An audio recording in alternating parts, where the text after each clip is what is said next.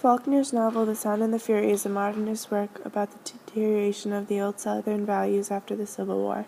Many white families in the South saw expansion in their wealth and power throughout the first half of the 19th century.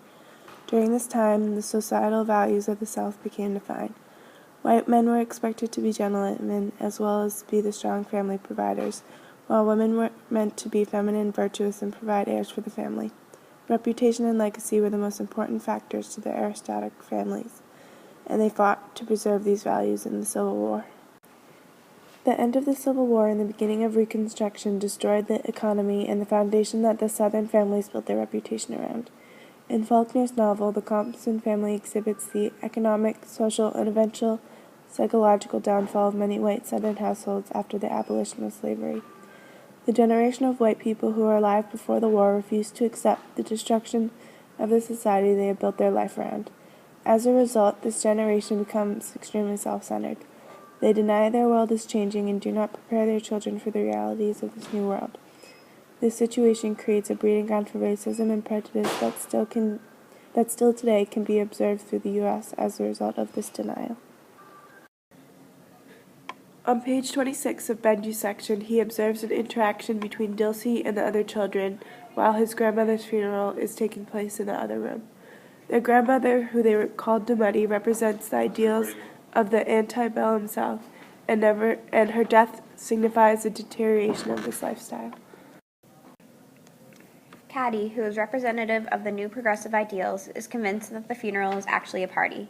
She would view the death of the Southern aristocracy as something to be celebrated, not mourned.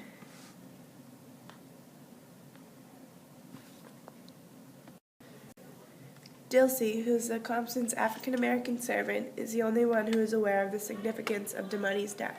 She tells the children that they will know in the Lord's own time. Dilsey is part of the African-American population who, after the Civil War and the emancipation of slaves, are still kept oppressed and controlled by the white aristocracy. Quentin refers to Dumuddy as sick, not aware that she is dead. He's confused as to how anybody could be having a party when someone is sick, similar to his later beliefs that it is not okay to ignore the bad that is occurring in the South. One thing that is interesting to note is that Jason seems the most upset by Dumuddy's sickness. He, of all the children, seemed the closest to Dumuddy, and Jason, as an adult, is the most reluctant to accept the death of the values of the antebellum South.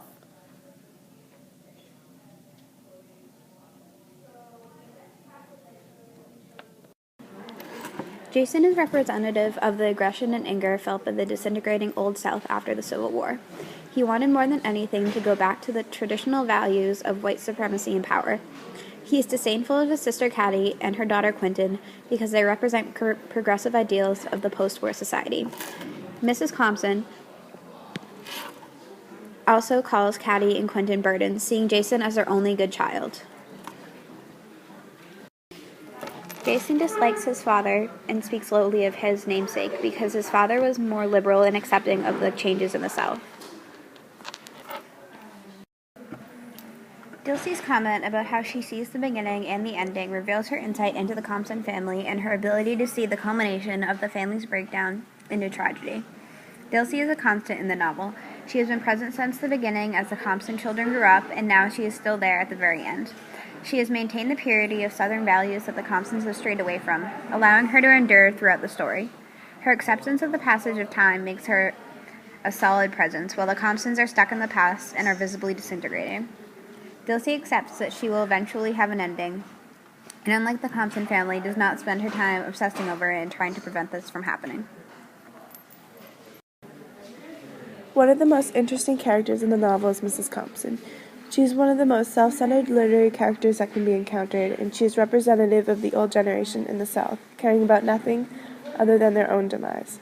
Mrs. Compson assumes that everything in the novel, including her son's own suicide, was done in some way to hurt her, similar to how the whites of the Southern aristocracy felt that the freedom of slaves was done to hurt them in some way, not to help anyone else. Mrs. Compson is obsessed with her family name and the legacy that was built around it, and refuses to accept that everything that was built around it is corrupted and disintegrating, like the society she has always known.